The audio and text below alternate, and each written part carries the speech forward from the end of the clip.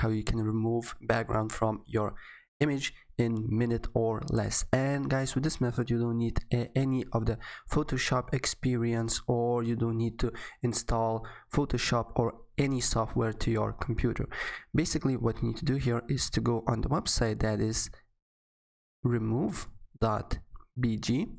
as you can see here, this is the website. And the next step, what you need to do here is to press this button, upload image. And once you do that, basically what you need to do here is to select the image that you want to, as you can see here, this one for example. And as you can see here, you need to wait for a second, and this website removes background very easily and with one button of the click. As you can see here, it's really smooth, there is no errors. And once you do that, also you can press edit and put some backgrounds. You can erase and restore something if it's missing, or simply you can go and download this image.